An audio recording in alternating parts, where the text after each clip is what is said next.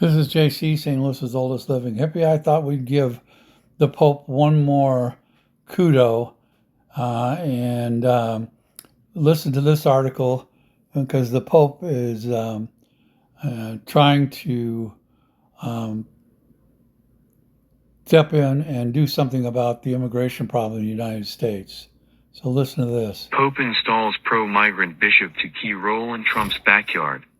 Recently elected Pope Leo XIV has appointed a new bishop with outspoken pro-migrant beliefs, right in President Donald Trump's backyard.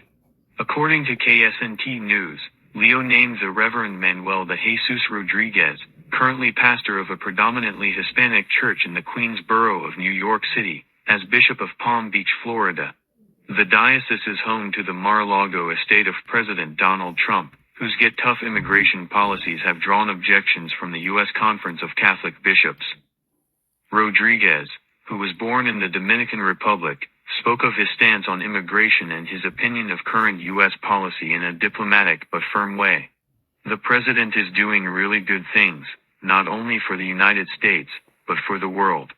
But when it comes to the immigration policy, we want to help. We want to assist the president as a church because we believe that we can do better than the way we're doing this right now, he said.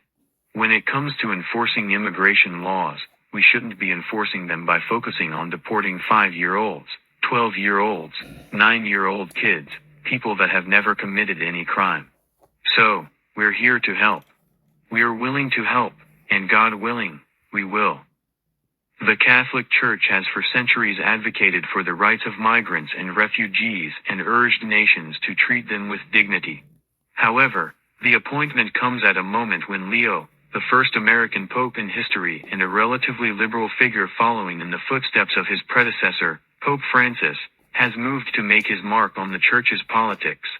Earlier this week, he announced that Cardinal Timothy Dolan, the outgoing head of the New York Archdiocese and one of the most outspoken right-wing figures in the church, will be replaced by Ronald Hicks, a fellow Chicagoan and progressive who similarly holds staunch pro-migrant views.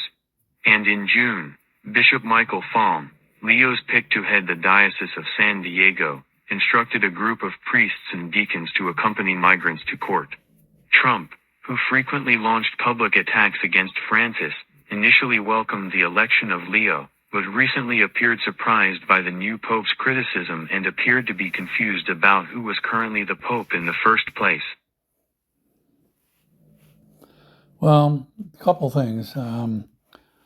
One is that I take umbrance or I take issue with the statement that the president's doing good things. The president is not doing one good thing. Everything he's done has been bad.